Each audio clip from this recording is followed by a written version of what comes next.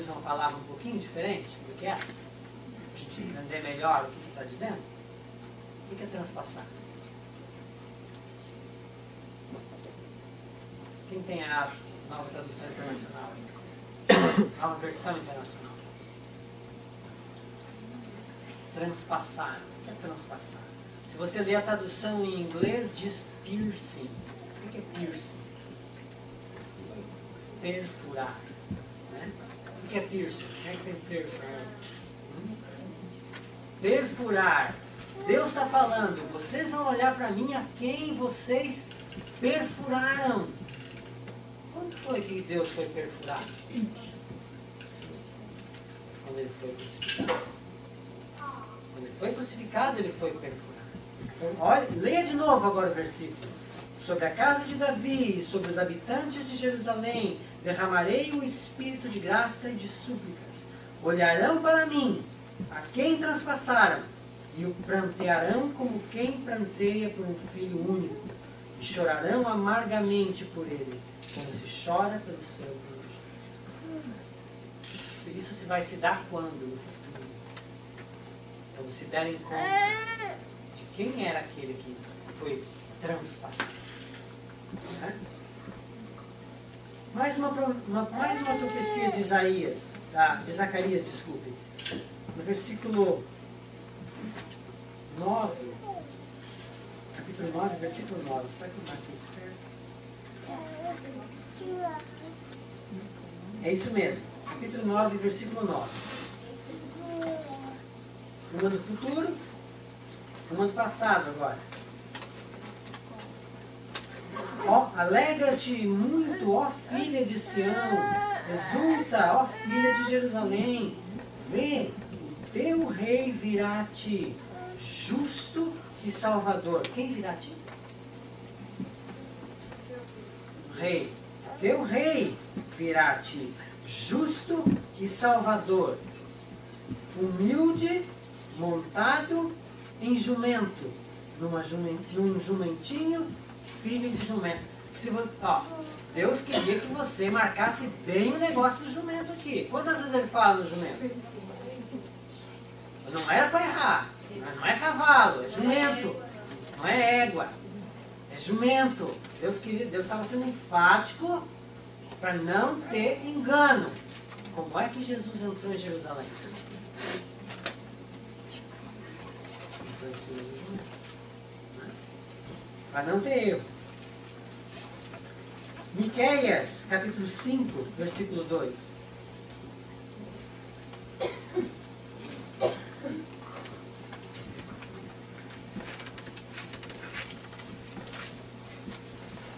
Ou seja, se Jesus é Deus, ele tem que se enquadrar nas profecias que o Velho Testamento tem sobre o Messias, amém? Miqueias capítulo 5, versículo 2. Mas tu, Belém Efrata, posto que pequena entre milhares de Judá, de ti sairá aquele que há de reinar em Israel, e cujas saídas são desde os tempos antigos, desde os dias da eternidade. O que está falando aqui?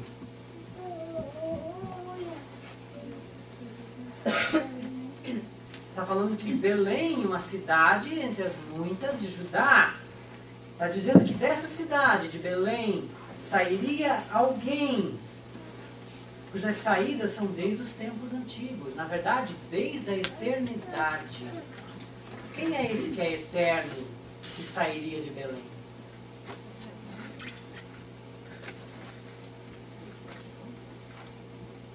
Amém. Muitos estudiosos da Bíblia hoje concordam que para que alguém se enquadrasse em todas as profecias que existem a respeito do Messias, seria eu coloquei esse negócio errado aqui. Seria impossível que alguém se enquadrasse em todas as coisas que a Bíblia diz sobre o Messias que viria. Pois são inúmeras as profecias, são inúmeras as citações que especificam, que determinam como ele viria, quando ele viria, de que maneira, o que ele faria. Não é? E nós notamos, pelo menos quando a gente lê o livro, o Evangelho de Mateus, que Mateus ele é cuidadoso. Ele pega todas as profecias que ele consegue encontrar, ele mostra onde Jesus cumpriu todas elas. Ou seja, pelo menos essas poucas que a gente viu, a gente já consegue ver que Jesus se encaixa nelas. Não é? Ou seja, os escritores do Antigo Testamento parecem concordar que Jesus era o Messias. Não é?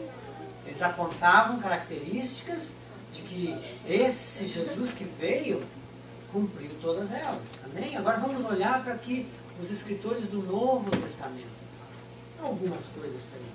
Amém? Vamos olhar para o que Paulo fala. Em Romanos capítulo 9, versículo 5.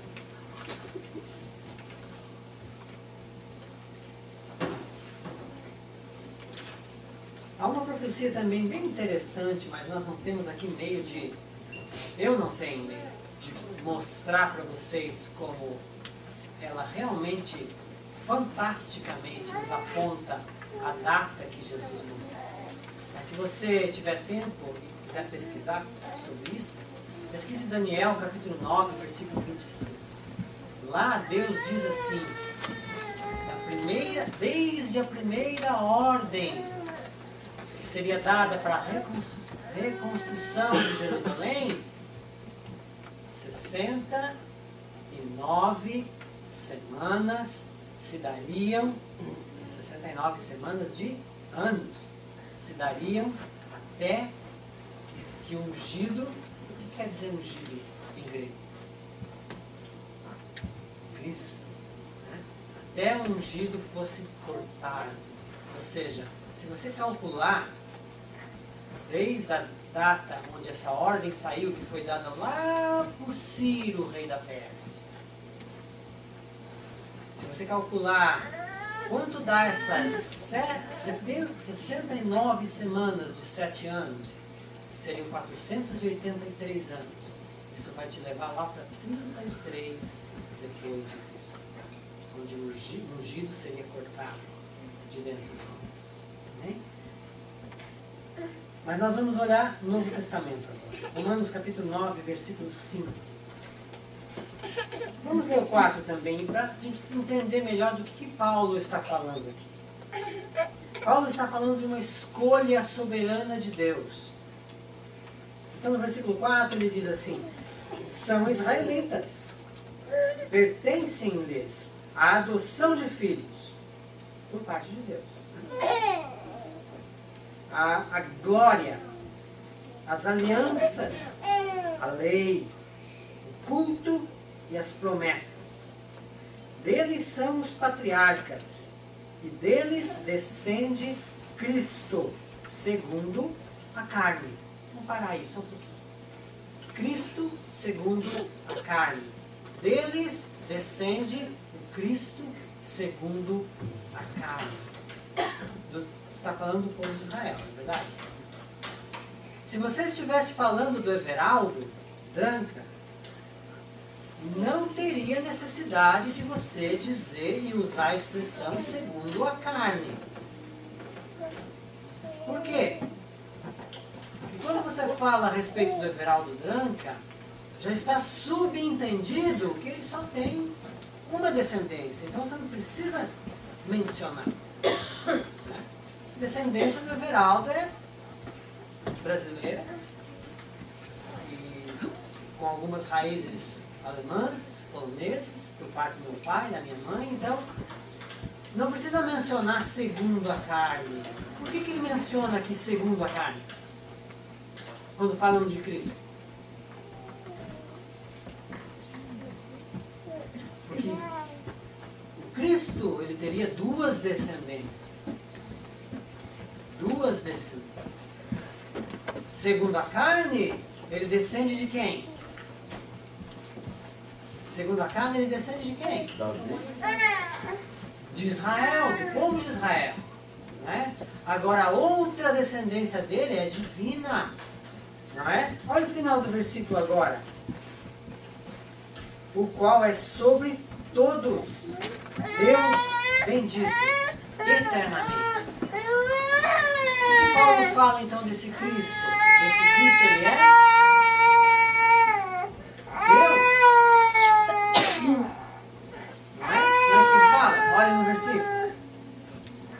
Segundo a carne, ele é descendente de Israel.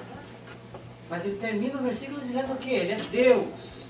Então já está no final ele já diz a segunda descendência. Ele é Deus. Então Paulo, segundo Paulo, o Cristo é Deus. Não é simplesmente um bom mestre. Não é simplesmente alguém que apareceu com outra filosofia de vida. Com outro montante de regras e ensinamentos, como Buda.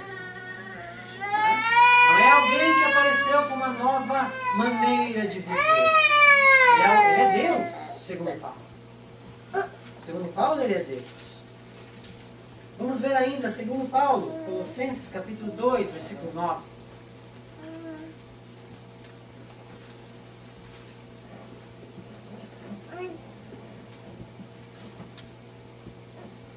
Colossenses capítulo 2, versículo 9. Quem Jesus é, segundo Paulo? Quem Paulo achava que Jesus era? A gente já percebeu que Paulo achava que Jesus era o Messias, porque ele chama ele de Cristo, não é? Messias é um ungido em hebraico, e Cristo é um ungido em grego. Capítulo 2, versículo 9. Pois nele habita corporalmente toda a plenitude da divindade. Toda a plenitude da divindade. O que quer dizer plenitude? Se eu tiver uma pessoa, se eu tivesse aqui, nariz escorrendo, tossindo, suando frio, você diria que eu estou em plena condição física? Se você me visse pela televisão, prime time, vencendo uma maratona, 42 quilômetros, não é isso? Logo depois da linha de chegada, ao invés de eu ir sentar, tomar água, eu já fico 15 minutos dando entrevista para os repórteres. Você diria que eu estou em plena condição física? Não? Cansado aí. Está muito confiante. Depois de 42 quilômetros. Né? Cansado, exausto. Não, cansado é uma coisa. Plena saúde. Plena saúde. Ah, Plena saúde. Né? saúde. Agora, tendo isso em mente, leia o versículo de novo.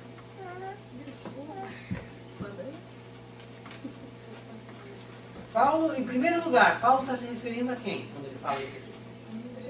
Olha o versículo anterior. O anterior fala de Cristo, né? Pois nele habita corporalmente toda a plenitude da divindade.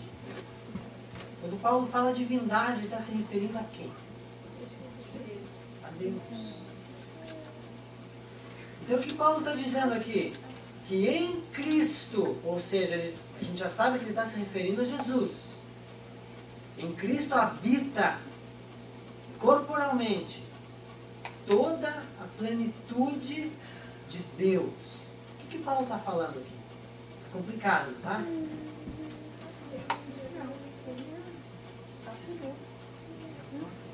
Quando eu digo pleno, uma coisa é plena, ela é inteira.